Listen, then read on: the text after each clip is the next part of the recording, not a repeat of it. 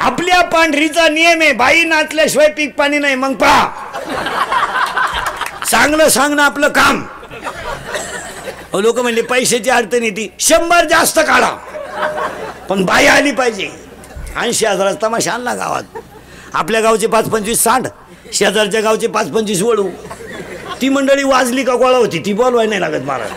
तुम्ही पहा महाराज, हळदीला 100-200 लोक, साखरपुड्याला 100-200 लोक, पण नवरदेव मिरवायला निघायचा टाइम कुडून पोरं येतात. 10 मिनिटात गँग तयार झाली. तमाशा काही सोयीचा होऊन देती नाही. बायांच्या अगोदर त्या वळूनचा एक डाव. मग ज्याच्या ताब्यात वय येते माईकवर बोंबलं तर शांत बसा.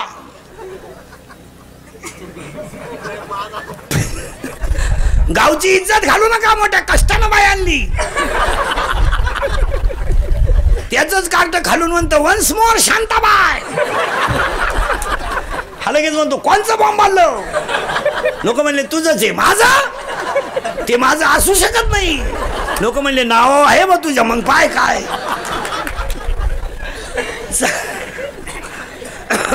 बरे तू माझ्या बोटाक बाजा ना इकडे, बोटा दुखायला लागलं तू पाय ना.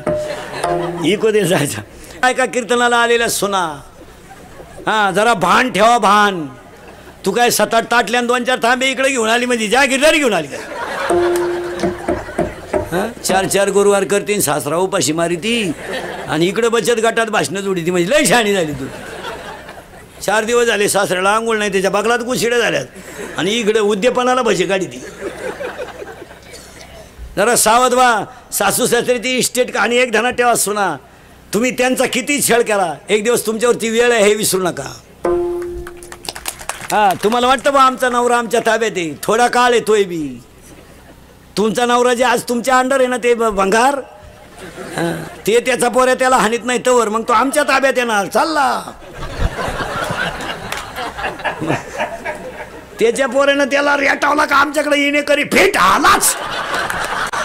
झालाच बाबा, झालाच टाळ करी. मग हा सगळा माल कोणाकडे येतो. हा लई दिवस नाही येऊ नको, लगेच बायको घे बर. मग आता तू 48ची अगरबत्ती कुठं लावतो बावळाटा. 48 टाके मार्ग पडले नुसते बँडवाले थकीतो. तुला कोण बायको देत. आता लग्न न झालेल्या पोरांना एकच पर्याय आहे, फक्त मामाची आणि मामीची पूजा करणे. दुसरे कोणच्या नाही लागायचं नाही. आता मामाच पांडुरंग आणि मामीच रुक्मिणी कायच बायको आली. आता मामालाही असली तर ठीक, नाही तर मिळालं यायची. काहींच्या मामाच्याही लग्न होईल नाही. तो काही एक तमाशा आहे का. मामाच मोकळा हिंडतोय का असं का आलं. माणसं नुसते घराने लग्न बायका करता बायको मिळणार नाही. 3रे वाक्य घडणार आहे. 4थं वाक्य काय घडणार आहे ऐका. सगळी जनता परत शेतीवर येणार आहे. तुमचं काय मत आहे. कंपन्यांचं जवळजवळ ते आले पिठले. आता ते रसावतून द्यायला लागले. आता पिठलेवाले सकाळी वल्लन संध्याकाळी कोरडं. सहकार क्षेत्रातल्या नोकरीवाल्यांवर दबाव आहे. आता ते उगाच पोटासाठी करतात, नाही तर कवा साहेबाचा फोन येईन. आंघोळीला घुसला साहेबाचा फोन आला, तो अंडरपॅन्ट गावात गेला. यांच्यावर दबाव आहे. म्हणजे सर्व्हिस हा विषय मिटला. आता सगळी लोक परत कुठे येणार आहे शेतीवर. आणि पाया पडून सांगा 2-3 वर्ष थांबा, शेतीला सोनेरीच दिवस येणार आहे. आणि आजही शेतीवर सोनेरीच दिवस. आता फक्त शेती का परवडत नाही याचे 2 ते 6 कारणं सांगतो तुम्हाला. मी स्वतः शेतकरी आहे चांगला. जर कीर्तनात बसलेला म्हणला ना कोणी शेती परवडत नाही, ह्या कानपट्टी ठेवून द्यायची पहिली. ज्याच्या घरातली सगळी माणसं काम करतात त्याला शेती परवडते. जो फक्त घरात व्यसन नको आहे आणि कामाचं एकमत पाहिजे, शेती कधीच तोट्यात येऊ शकत नाही. तुमची ॲव्हरेज काढायची दानत आहे का.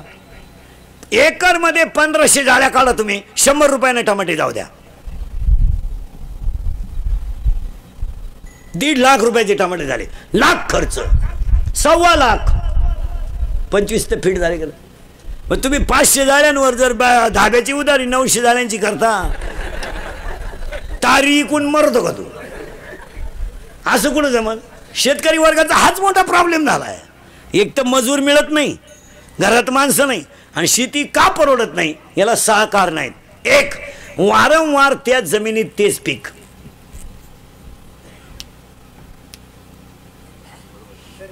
गॅपच द्यायचं नाही. त्या जमिनीची ताकदच संपली हो. ऊस नावाची वस्तू 18 महिने राहती, तुटून गेले आणि त्यानं फक्त रोटा मारला आणि परत सरी पाडली.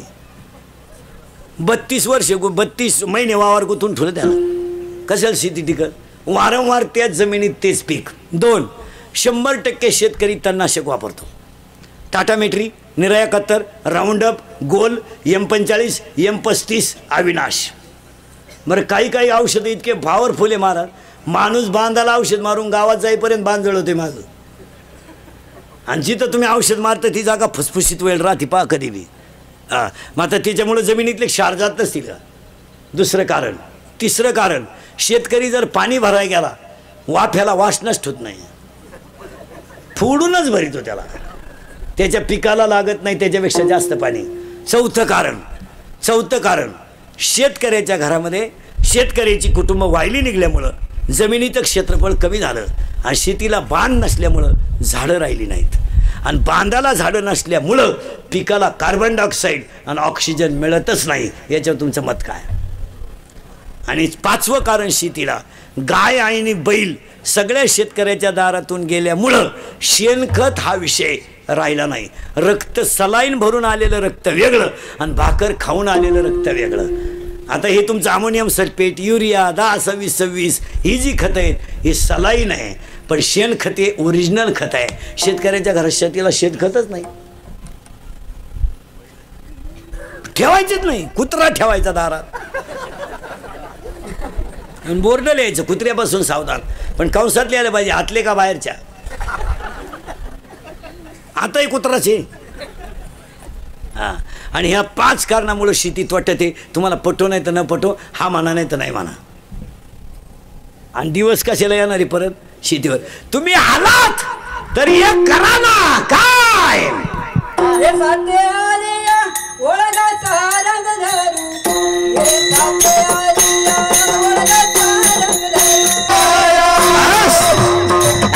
ए साते आता बाजार. बाजारला आलात तर देव आपला करा. महिला मंडळ, तुमची आई जिवंत आहे ना? आई जिवंत आहे ना? आहे ना? आई जिवंत आहे ना तुमची? आहे ना? तिला कधी भेटायला जा. तुमची पिशवी रिकामी नाही येणार. कवठं येतील, बोरं येतील, जांभळं येतील, चिचुकी येतील, हरभरी येतील, पण तुमची आई गेली ना, तुमच्या भावाच्या बंगल्यातून सोन्याचा धूर निघू द्या, पिशवी नाही न्यायची, पर्स न्यायची, पर्स. आता उत्तर द्या महिला मंडळ, तुमची पिशवी भरून देणारी कोण आहे? आई आहे, बरोबर आहे ना? आता लबाड नाही बोला बरं का, सणासुदीचे दिवस आहे. मी तुमच्या मुलासारखा वळी आली आता, फक्त तुमच्या पायाला हात लावून सांगतो, माझ्याशी खोटं बोलायचं नाही. तुमच्या मुलासारखा आहे मी. तुम्हाला कधी असं वाटलं का तुमची आई मारावा? नाही ना? नाही ना? लबाड नाही बोलायचं बरं का. तुमची आई कधीच मरू नये असं तुम्हाला वाटलं ना? वाटलं ना? वाटलं ना? वाटलं ना? वाटलं ना? मग तुम्ही ज्याच्या पगारावर उड्या हाणता त्याला आई असेल ना?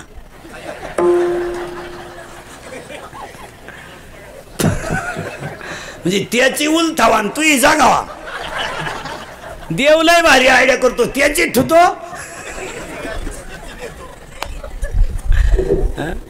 किती लबाड लोक आहे. 10 वर्षापूर्वी मुलीचं लग्न झालं ना, पोरगी नवऱ्याच्या घरी जर चालली तर पोरीची आई काय म्हणायची माहिती का? जबाबदारी आमची संपली, तू तुझा संसार, कष्ट करायचे, तक्रार आल्यावर जर तक्रार आली तर थोबाड फोडून टाकेन, आई म्हणायची. आता या 2-4 वर्षापासून आई काय सांगते माहिती पोरीला? एखादा महिना पाय, सगळ्यांचा अंदाज घे, नाही तर पाहुणा इकडे घेऊन ये, त्याला आपण टपरी टाकून देऊ. पा दरिद्री 50% पोरींच्या संसाराचं वाटोळं तिच्या आईनं केलं. इतकी खोड आहे आईला, इतकी ती पण दिसते अशी. फक्त पुरीचा फोन आला, चालली थोबाड वाशीत, तुला काम नाही काय तिकडे, कांद्यातलं गाबाळ का मर ना, का दुसरीची घरं बिगडी ती. ऐ ऐ जर आजपासून पुरीच्या घरी डोकं लावलं, तू कशावरही लिहून ठेव, आज वर्षानंच तुझं श्राद्ध येणार. कशावर लिहि,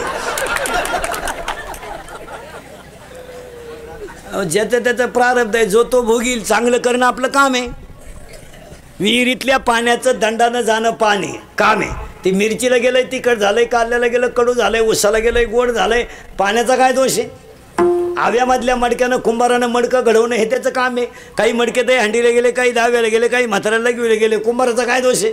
ज्याचं त्याचं प्रारब्ध असेल तसं तो भोगीन. आणि तुम्ही प्रारब्धच बदलवायला निघाले पोरीचं. महाराज 10-10 लाख रुपये घालून सुद्धा पोरींच्या आयाने पोरी नांदू दिल्या नाहीत. घेऊन आली, मला काही जड नाही म्हणली.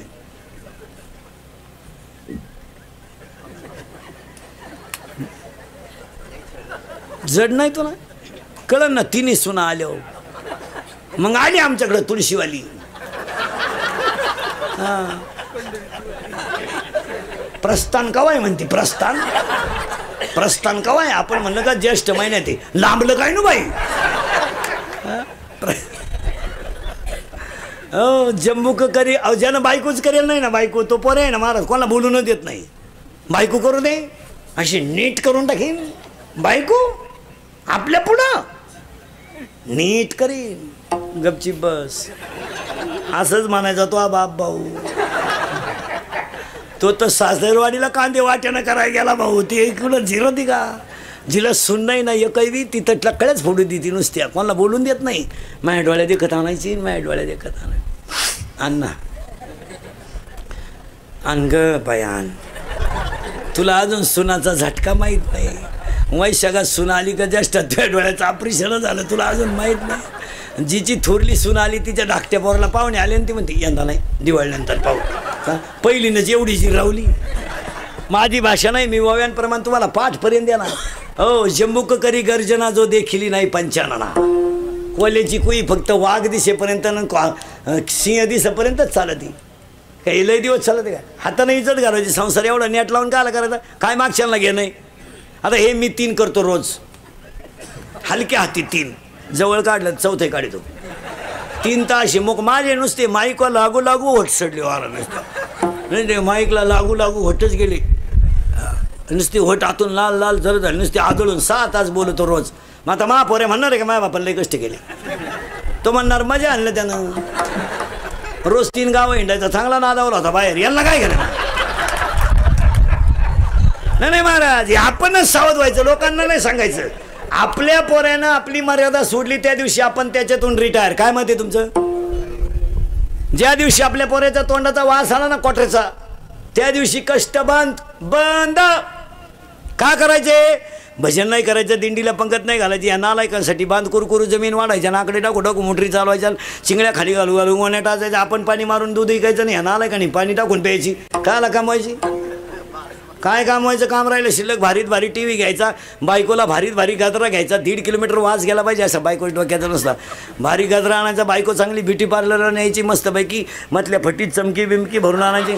मस्त एक हात बायकोच्या गळ्यात, मस्त मालिका पाहत बसायचं. बस पोरे म्हणणार असं का केलं भाऊ? मी पेरलं एक, उतारलं दुसरं.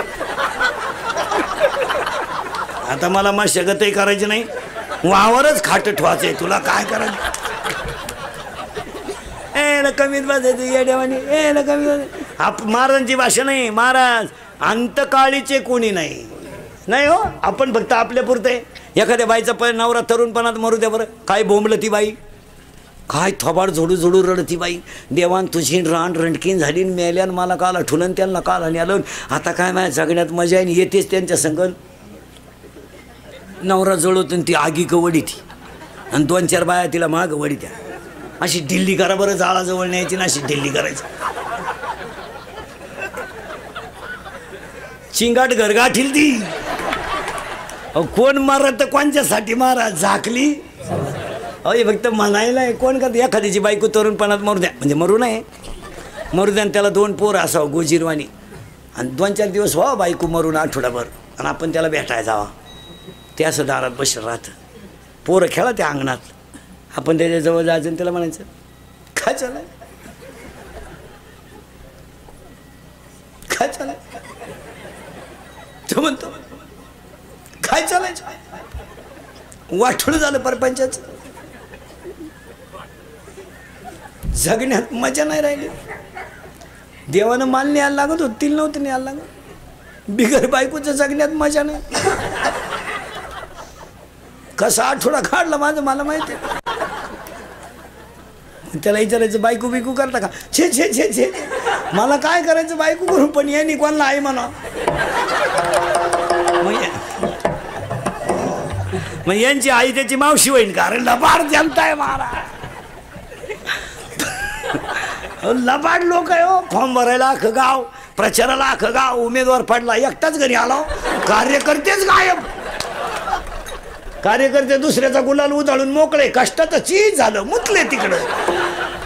महाराज जी मंडळी गाथाटा काय पाण्यात होती तीच मंडळी वैकुंठ गमनाला होती, आणि जी खापर देऊ नका म्हणत होती तीच समाधीला रडायला होती. काय बोलायचं महाराज, तेच मोठ्यानं रडत होते ज्यांनी खापर द्यायची बंद केली. काय बोलायचं महाराज, म्हशीच्या येडग्याची तुलना लोकांनी ज्ञानोबाला शिकली हो. अहो समाज फक्त खिस्सा गरम येतावरच आहे. भुईमुगाच्या शेंगात दाना आहे तर त्याचा मुक्काम पोते ते, दाना निघून गेलो त्याचा मुक्काम चुली ते. 20 वर्ष आपण पोरगी सांभाळली, पोरगी नवऱ्याच्या घरी जाताना रडत सुद्धा नाही, सनाट निघती फुलाच्या गाडी उलटी बापाला अशी हात करते, असेच हप्ते फेडा, तर दुसरा हप्ता घेऊन येते. काय असं काय आलंय हो. बारीक अभ्यास करणं महाराज काही नाही महाराज. गाथ्यातलं एक एक वाक्य अनुभवाचं आहे. तुमचं काय मत आहे? तुकोबारायच्या जीवनात जेवढे अनुभव आले ना तेवढे बिचारीने जसेच्या तसे जगासाठी लिहून ठेवले. 42 वर्षात तुकाराम महाराज म्हणजे कधी रडलो नाही, पण जेव्हा गावातल्या लोकांकडे भिकच मागायची माझी पंचायत झाली तेव्हा बाकी डोळ्यात पाणी यायला लागलं.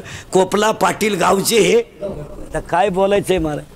तुकोबारायसारखे 400 एकर जमीन दान केली ती तुकोबारायन लोकांना. काय वाईट दिवस आणले महाराज लोकांनी, काय विचारायचं आहे महाराज. बायको गेली, पोरगं गेलं, अन्न पाण्या वाचून पोरगं गेलो, रडले नाही कधी. पण 42 वर्षाच्या इतिहासात कधी डोळ्यात पाणी नाही आलं. पण ज्या दिवशी खडकावर बसून भजन केलं, गाथा जेव्हा पाण्यावर तरला आणि देव जेव्हा पाण्यात उभे राहिले तेव्हा तुकोबाराय रडले. काय बोलायचं, प्रार्थनाच केली देवाकडे, श्री अनंता. काय बोलायचं महाराज, काय अभंग तुकोबारायला नेऊन ठेवले. बस नको देवा, आता मी अवगुणी अन्यायी, मला यांच्यात राहायचं नाही रे बाबा. मी 42 वर्ष राहिलो, माझं मला माहिती. आता पाणी आलं डोळ्यातून आणि अभंगाची ओळ बाहेर पडली. आता दिसून हे जना ऐसे करीना. काय महाराज भाषा आहे संतांची. मला राहायचं नाही, यांच्यात राहू नये, काही उपयोग नाही. अहो माया बायकोलाच माझ्या संग यायचं नाही तर जगाचं काय घेऊन बसलं. माझी स्वतःची पत्नी सुद्धा माझ्याबरोबर वैकुंठाला यायला, गल्लीतल्या लोकांना आरुळी देऊन सांगितलं, अरे तुम्हाला देव न्यायला आलाय, तुम्ही चला. लोक म्हणली तुला नाही काम, तू हिंड. काय बोलायचंय मला. पण शेवटी एक ध्यानात ठेवा, जोपर्यंत चंद्र सूर्य आहे तोपर्यंत माणसाला गाथा तारणार एवढं निश्चित. गाथ्यातला एक शब्द पाठ करा फक्त, काहीच नका करू. एक एक शब्द पाठ करा, करण्यासाठी कमावता तुम्ही. काय नाही फायदा महाराज, काही नाही. शरपंजरी भीष्म पडला, कोणी सोडवला नाही महाराज. दशरथ पुत्र शोकाने मेला, त्याचा पोऱ्या देव होता, कोणी सोडवला नाही. पण बायको पळवणारा देवासमोर मेला, याच्यापेक्षा काय कौतुक असावं महाराज. देवाची बायको पळवणारा रावण पण देवासमोर मेला, आणि देवाचा बाप बिन पाण्याचा पुत्र शोकाने मेला. काय तर रावणाचा अभ्यास आहे, पोथ्या वाचणार आणि उरफाटा केला महाराज. काय लोकांनी नुसतं सांगितलं सीता पळवली, असं बरळू नका काही बी. कीर्तनकारांनी ध्यानात ठेवायचं, कीर्तनकार सीता रावणाने पळवली हे कधी लोकांना सांगू नका. पण रावणानं आईसाठी आत्मलिंग आणलं हे कोणाला सांगितल्याशिवाय रावणानं 3-3 वेळा सांगा. रावणानं आईसारखा विद्वान माणूस होता तो, जगातला पहिला भक्त आहे. शंकर प्रसन्न करणारा रावण, आणि मरताना हसणारा सुद्धा. रामाच्या हातानं मरणं म्हणजे तुम्ही काय भाग्य समाजा काय महाराज. 2-4 गोष्टी अशा झाल्या. जटायू रामाच्या मांडीवर मेला, काय भाग्यवान पक्षी असेल महाराज. रेडा किती भाग्यवान असेल, त्याच्या पाठीवर माऊलीचा हात गेला. अहो जिजाबाईचा पाय किती भाग्यवान असेल का तो देवाने हातात धरला. आपल्या लोकांनी उरफाट्या पोथ्या वाचायच्या. रावणांशी त्या वाल्याचं तसंच केलं, म्हणले 7 रांजण बामणं मारली त्यानं. एवढी बामणं होती का इथं? 2-4 गावा मिळून एक बामण आहे, त्यानं आणली कुठून एवढी बामणं? बरं आणली तर आणली, बामणं डोंगराला गेलती का आला? तो काय माणसं गावात येऊन मारित होता का? तेव्हा असं नाही. त्याचे आध्यात्मिक शास्त्र पहा, ती गोष्ट आहे म्हणजे कथा आहे, पण ती आपल्या याच्यात सांगड घालायची. आणि वाल्यासारखा भाग्यवान दुसरा माणूस नाही का त्याला नारद भेटायला गेला. आणि रामाला सुद्धा त्यानं लिहिलेल्या शब्दाच्या पुढं जाता आलं नाही. फक्त वाल्यामध्ये एकच अवगुण होता, त्याला संगत वाईटाची होती. आणि एवढंच पाठ करा. उगाच त्यानं माणसं मारू दे, तुला काय तुझ्या वाड्यातलं नाही ना हल्लं कोणी, मग गपचीप राय. काही लोकांनी कीर्तनात अर्धा तास रंगवायची. ती रावणात झोपडीच्या बाहेर गेला, हातात कोटोरा होता, सीता बाहेर आली, पाय पुढं टाक म्हणली, उचलली, राहू दे. अरे तूही सीता 12वीच्या पेपरला गेली अजून नाही आली, मग तो रावणाची निदान नेली तरी त्यानं. नाही अशा कथा नाही पाठ करायच्या. जगातल्या सगळ्या कथा कशाशी जुळवायच्या? याच्याशी जुळून देऊ का तुम्हाला? रावण एका मिनिटात. मी नावाच्या रावणानं सगळ्या इंद्रियाला कामाला लावलं, याला सीता पळवणं म्हणतात. आपल्याला मी नावाचा रावण आपल्या शरीरात आहे आणि हे 10 इंद्रिय मी नावाच्या रावणाचं ऐकतात. माया नावाची सीता ताब्यात येत नाही, त्यामुळे भक्ती घडत नाही आणि सुख मिळत नाही. हीच सीता पळवली. हे जर असे पूर फटे पोथे नाही माझे याच्यात बसवा. आणि आज तुम्ही मी कशावर संपलोय? त्या बाबळीपासून या बाबळी पोहोत आपलं. तू जाऊन दाखव, मग तू येईल, मी इकडली आखी इकीन पण तुझी जिरीन. सावध व्हा. नुसती कीर्तन ऐकू नका. आमचा झालाय सांगायचा धंदा, तुमचा झालाय ऐकायचा धंदा. आम्ही निघालोय पैसे कमवाया आणि तुम्ही लागले जमिनी इकायला. सुधारायचं कोणी? आता माया पुढे बसले का? खरंय खरंय, पटलं आपल्याला, खरंय. मी निघून गेलो का? धंदा आहे त्यांचा. हां, दिली ठोकून आमच्या, चालले घरी. अरे बदला बाबा, आणि हे बदलावाच लागेल. काही नाही. म्हाताऱ्या माणसांना 2 वाक्य सांगतो. मरण्याच्या अगोदर 5-10 गुंठे जमीन आणि 5-10 हजार रुपये नावे ठेवून मारा. माझं ऐका, मला गाढव म्हणा. आणि एवढं जर माझं ऐकलं नाही तुम्ही, देवळात मराल, देवळात. आणि म्हातारा देवळात मेलो. सुनबाई म्हणली आमच्या मामजींना मोक्ष मिळाला. मामजी देवळात मेले. हे फक्त मामजीला आणि मारुतीलाच माहिती. बाई कसा मिळाला? नाही मरण्याच्या अगोदर. म्हातारी माणसांना अजून एक सांगतो, झोपताना असं झोपत जा. आता याला मोकळं ठोत जाऊ नका. हा जाऊ शकतो. याला कापून नितीन पोरं कापून आणि डायरेक्ट त्याला ढग देतील. गट नंबर 13 उडत गेला म्हातारा. भयान प्रसंग आलाय महाराज, भयान. नाही आला? हां, भाषण करणारे लोक ठोकर ध्यानात ठेवा. 2 ठिकाणी भाषणं टाळीत जा. एक 10व्यात आणि एक लग्नात. 10व्यातलं भाषण शक्यतो टाळीत जा. लई वाईट बोला ते बसलेले लोक महाराज. तुम्हाला वाटतं आपण चांगलं भाषण करतोय? ची वाळूत बसेल मंडळी राहते ना, लई वाईट बोला त्या महाराज. आता काय सांग, तुम्ही बसते नसेल त्यांच्यात. मी कधी बस, मला काय फेटा काढलं कोणी ओळखीत नाही टपक्यात. हां, मी कुठं 10व्यात बसलो ना, खालची इतकी वाईट बोला त्यात. कारण त्यांना आपले सगळे लफडे माहीत. बरं, ती कचाकच घोडा लावतात खालून महाराज. 10व्याच्या ठिकाणी एखाद्या जाणकार माणसानं 5 मिनटं बोलावं, सगळ्यांचं आभार मानावं आणि सोडून द्यावं.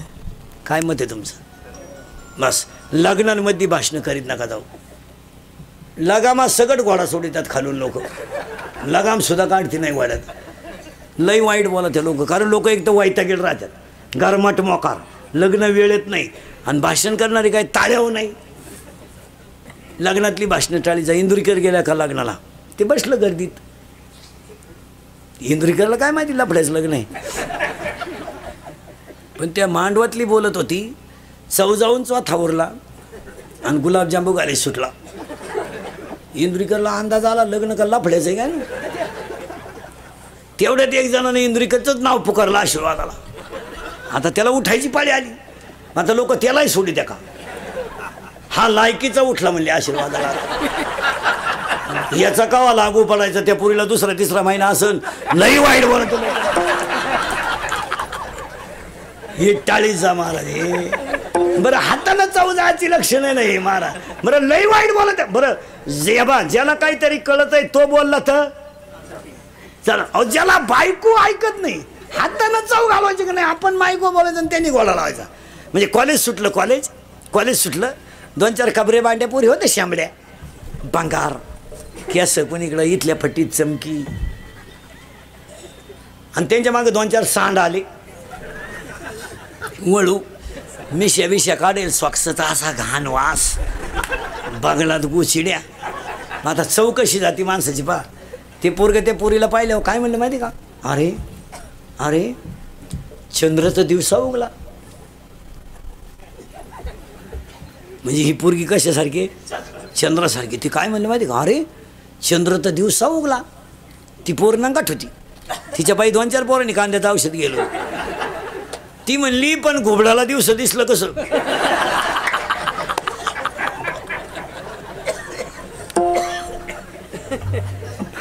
हातानं चव घालवायची लक्षण नाही काही. याला म्हणायचं घर जाळून कोळशाचं दुकान. काय याला चव घालायचं नाही. सावध राहा महाराज, काळ फार वाईट येणार. आता हे उगाच कीर्तन प्रवचन आहे ना, आमच्यासारखीची कीर्तनं जाऊ द्या. मी मरल ना महाराज, म्हणजे मरणार नाही 5-25 वर्ष, पण तुम्हाला आपली आठवण येऊन ही कीर्तनं थोडीशी सत्य पण ती काळाची गरज. इथं थोडं आकळलं पाहिजे. आता ही कार्टी 10वी-12वीची फटकावली पाहिजेत. आता 6 तारखेला 12वीचे ओळू मोकळे होत्या. ही जरा कामाला लावा ना, यांना कांदे उपसायला लावा ना, जरा बारी द्यायला लावा ना. ही कवर बोंबलं दिंडायचं. 60-70 हजाराची गाडी आहे याला पेपरला जायला. महाराज परदिवसपासून पेपर सुरू झाले. 12वीचे आज फिजिक्सचा पेपर आहे. आता बोलू नये. सरकार कटाळलं कॉफी करून म्हणजे बंद करण्यासाठी प्रयत्न करून. शिक्षकाची बी कॅपॅसिटी संपली. बाप कॉफ्या पुरवायला लागलेत पोरांना. कोणाला सुधारायचं मला सांगा. आता जो पोरगा बापाला कॉफी पुरवायला जातो तो बाप असू शकतो का त्या पोराचा? कसं शक्य? जो सक्का बाप आहे तो जवळ घेऊन पोऱ्या खान फाटीन. नालाय का वर्षभर मी तुझी फी भरली, तुला 35 मार्क पाडत नाही, आपल्या घरात यायचं नाही नापास झालो. कॉफी करतो नालाय का तू? मी आयुष्यभर काबाड कष्ट केले बिचारा. माझे कांदे विकायला गेलो तर मी उपाशी उन्हात मार्केटमध्ये बसलो. नालाय का तुझी फी भरून तुला मोठं केलं, तुला 35 मार्क पाडत नाही. टोणग्या नापास झाल्यावर आपल्या घरात यायचं नाही, आजच यायचं नाही. फटकून टाकला पाहिजे पोऱ्या. 35 मार्क पाडव ना टोणक्या. तुला रिकाम्या जागा 5 मार्काला आहे, जोड्या 5 मार्काला आहे. एका वाक्यात उत्तर आहे. तू करीत काय होता वर्षभर? थोबाड भाई, ही सख्या बापाची लक्षणं आहेत. फटकून टाकलं पाहिजे पोरग. पोऱ्या म्हणलं मी घरातून निघून जाईन, कपडे पिशवीत घालायचे त्याचे. मी करील प्रयत्न परत. झटकून टाकला पाहिजे पोऱ्या. हां आणि त्याला खतपाणी आहे ना इकून. हातीलही ही तलय खताची मोठी गोन. ही म्हणती परीक्षेचा काळ आहे, त्याला बोलू नका, तो काही करील. काय करेल तो? ए पप्याची आई, त्यानं काय करायचं ठुलय? हां काय करेल तो? उलटा आईनं म्हणलं पाहिजे अभ्यास कर. आई म्हणती टेन्शन नका देऊ त्याला. मी हेच झालं. आठवड्यातून एकदा पोरगी जवळ घेतली पाहिजे, तिचं कानफाड फोडलं पाहिजे. आठवड्यातून एकदा मुलगी हाणलीच पाहिजे. काही नाही, सहज का होईना, पण तिचं थोबाड फोडून टाकलं पाहिजे. तिचे हात तपासा. बांगडी नाही का ठेवून द्या 2-4 तिच्या. पुरी रविवारीच पोरगी शाळेत जाते आपली, म्हणजे दप्तर भरत आहे का शाळा? बरं तिला दप्तर नको? हां गुड्डी काय वागती काय आपली पोरगी? तिची केस तपासा, तिला जवळ घ्या, तिचं थोबाड फोडा, तिच्या मोबाईलचे रिंगटोन तपासा, व्हॉट्सअपचे मेसेज तपासा, तिला कोणाचा फोन येतो हे तपासा, ती कोणाशी किती टाईम बोलली हे तपासा, त्याचे व्हॉट्सअपचे मेसेज तपासा. मुलीच्या मोबाईलमध्ये आपल्यासारखे नावं नसतात, दत्तू पाटील, भिका पाटील. नाही, त्यांच्या त्या खुणा असतात. खुणा महत्त्वाचा असेल तर 1 स्टार, त्याच्यापेक्षा महत्त्वाचा 2 स्टार, त्याच्याबरोबर पळून जायचं 3 स्टार. मुलीचा मोबाईल घरात आवाज नाही देत, सज्जने सायलेंट असतो तो, फक्त कणवतो घरात. खर्र खर्र ब्र फटका धरून. याला कुठं तरी आवर घातला नाही तर गाव तिथं वृद्धाश्रम सुरू होईल. 70-70च्या बापाने पोरांना पाणी पाजलंय. वळगा सारंग धरू. आणि हीच खरी या परिवाराच्या दुःखद प्रसंगाला, बांगर परिवाराला शुभेच्छा. मला खुणायचं का नाही? 1 वाजलाय. मला उभं राहिलो भांड राहत नाही मला. मग ह्या कुटुंबावर दुःखद प्रसंगाला जमलेली अतिष्ठमंत्री परवा. हा संसार वाया जाऊ देऊ नका. गळ्यात माळ घाला, कपाळाला गंध लावा. मी तुमचा आहे, तुम्हाला बोललंच पाहिजे. फक्त मी किती बोललो तरी तुम्ही सुधारायचं नाही. अशी जिरवा माझी मध्ये झाला कार्यक्रम. एकदा प्रेमानं भजन करा विठोबा.